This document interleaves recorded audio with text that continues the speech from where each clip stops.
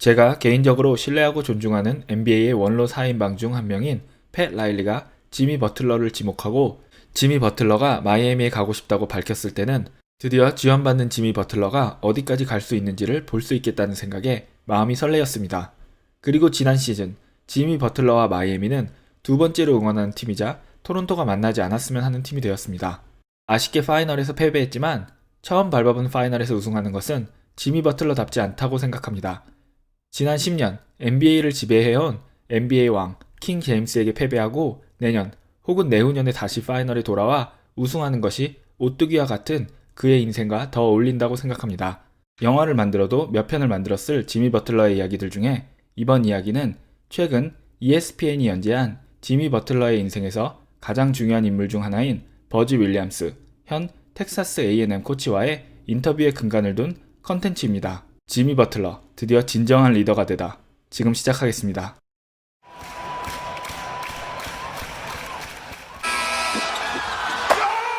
먼저 두 가지를 이야기하고 시작하겠습니다. 저는 누가 옳다 혹은 누가 틀렸다를 이야기하고 싶진 않습니다. 다만 지미 버틀러의 경우 밑바닥에서부터 실패하는 게 더 어울리는 삶을 살아오면서도 본인의 의지로 그리고 끝없는 노력으로 투쟁해오며 여기까지 온 인물입니다. 제 개인적인 지미 버틀러의 인물평이기도 하지만 많은 NBA 관계자들의 평가이기도 합니다.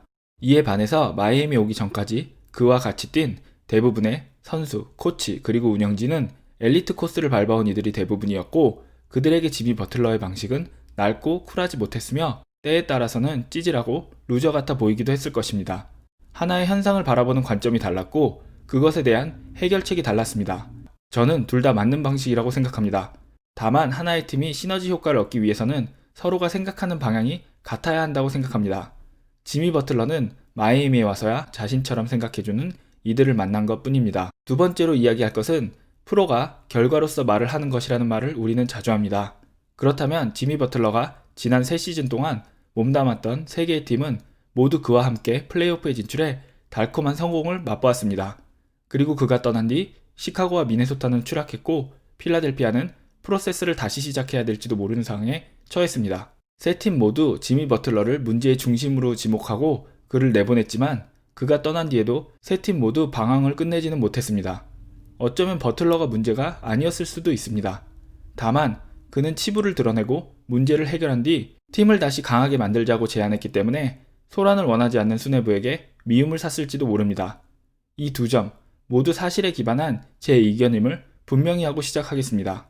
버즈 윌리엄스는 지미 버틀러에게는 상당히 중요한 의미를 가진 인물입니다.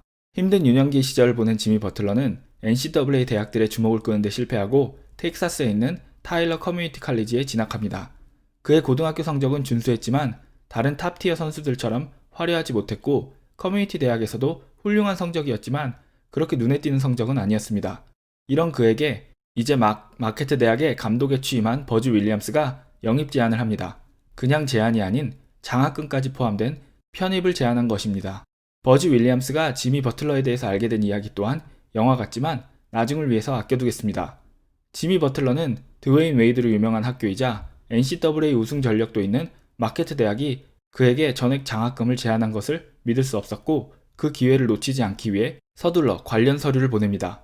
이 과정에서 당시 어려운 환경이었던 그가 동네 맥도날드에 가서 팩스를 사용했다는 사실은 이미 유명한 에피소드입니다.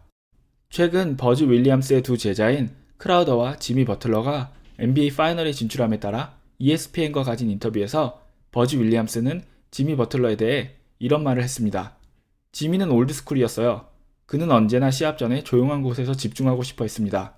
모든 시합이 그에게는 큰 기회이자 중요한 일이었고 그는 그런 시합에 들어가기 전에 누구에게도 방해받고 싶어 하지 않았어요.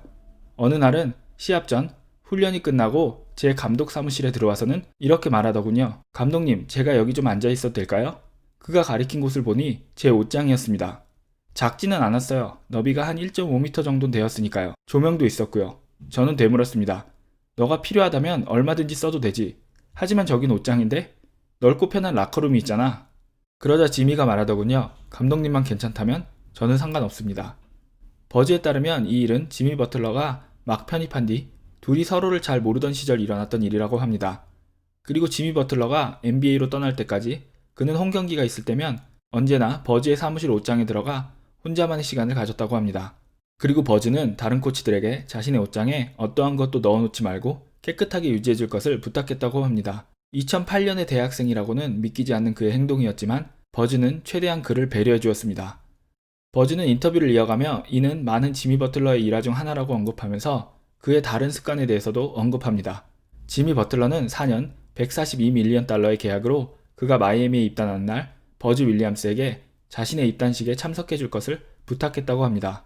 버즈는 이 초대에 흔쾌히 응했고 입단식 다음날 한 가지 장난을 쳤다고 합니다.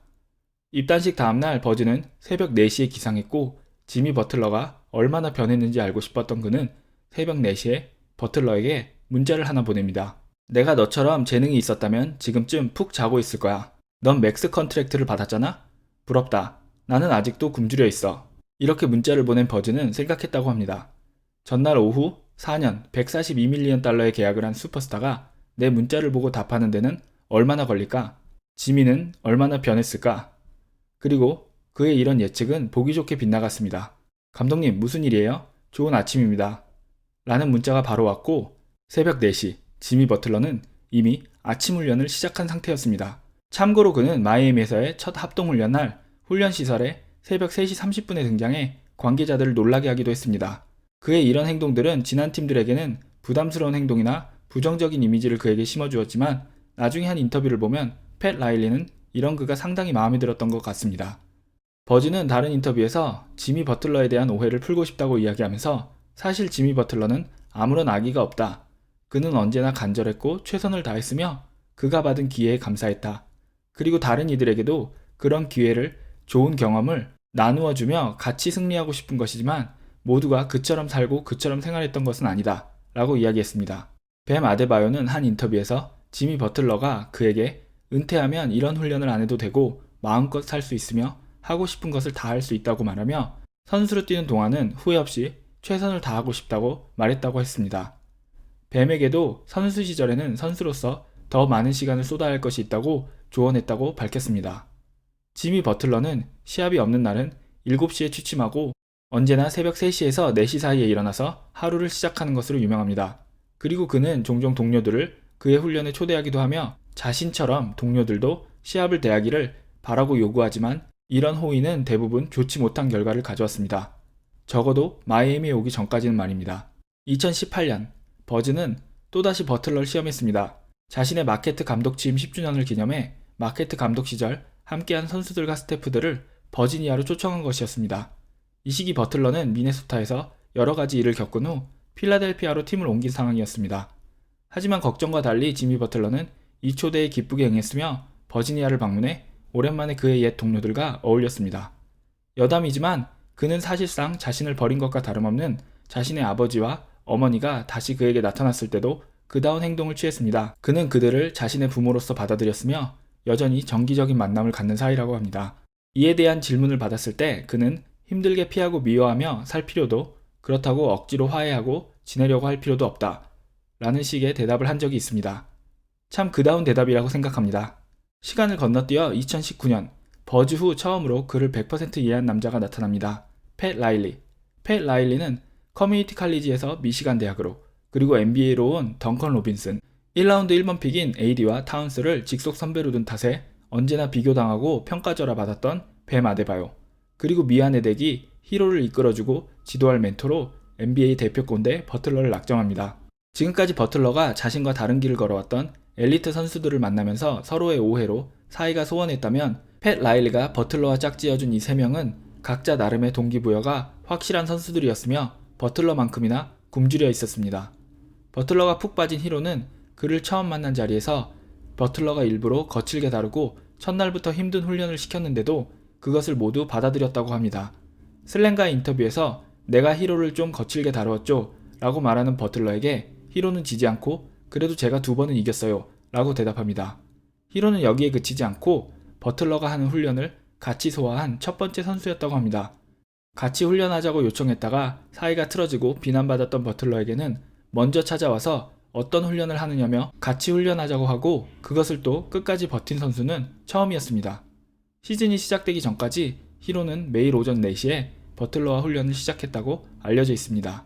이쯤 되면 왜 버틀러가 히로만 보면 눈에서 꿀이 뚝뚝 떨어지는지 이해하실 수 있으실 겁니다. 버틀러처럼 커뮤니티 칼리지 출신인 덩컨 로빈스는 여름 내내 훈련을 통해서 6.8kg을 불린 상태로 트레이닝 캠프에 나타납니다.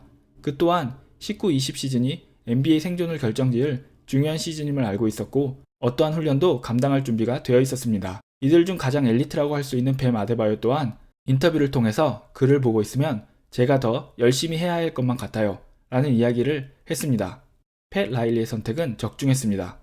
아데바요는 첫 올스타가 되고 로빈스는 NBA에 성공적으로 안착했으며 히로는 말 그대로 마이애미의 히로가 되었습니다.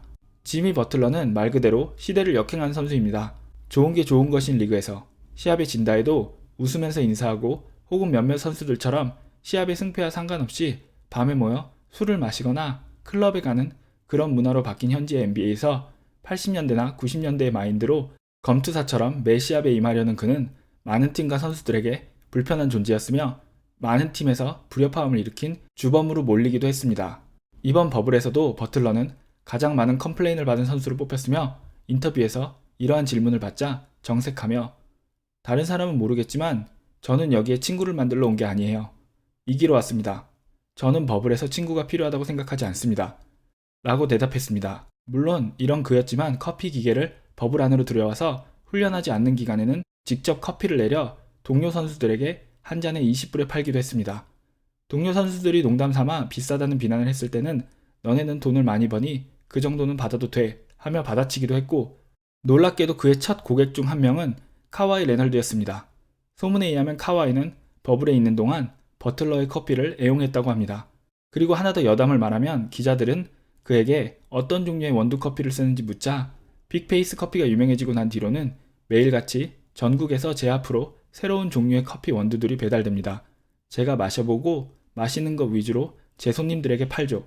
라고 대답했을 정도로 전 세계의 커피 마니아와 커피 사업을 하는 이들이 지미 버틀러에게 커피 원두를 보냈다고 합니다. 자, 다시 본론으로 돌아와서 그러던 그가 드디어 2020년대와 맞지 않는 선수들이 있는 팀을 만났습니다. 시합에 지면 분해하고 저녁에 클럽에 가거나 술을 마시러 가기보다는 다시 지지 않기 위한 훈련을 하는 어찌 보면 조금은 찌질해 보일 수도 있고 쿨하지 못해 보일 수도 있는 자신과 닮은 선수들을 만난 것입니다. 지미 버틀러는 버블이 시작되기 전 시합에 지고도 분해하지 않으며 서로 좋은 말만 하려 하며 책임을 지지 않으려는 필라델피아의 문화와 자신이 맞지 않아 나왔다는 이야기를 했는데요. 파이널이 끝난 뒤 에릭 스폴스트라는 최선을 다했지만 졌다는 분함에 전 세계에 중계되는 인터뷰에서 눈물을 흘렸습니다. 분명 요즘 세상이 이야기하는 프로페셔널하지 못한 자세였고 쿨하고 깔끔하지 못했습니다. 하지만 저는 이런 이유에서 팻 라일리와 에릭 스폴스트라 그리고 지미 버틀러가 있는 마이애미가 더 좋아졌습니다. 그토록 원하던 질척이고 끈끈하며 쿨하지 못하고 부담스러운 동료를 데뷔 10년 만에 얻은 지미 버틀러와 내년에 더 절치부심해서 나타날 마이애미의 미래가 기대되는 이유입니다. 시청해주신 여러분께 감사드리며 저는 또 다른 컨텐츠로 찾아오겠습니다.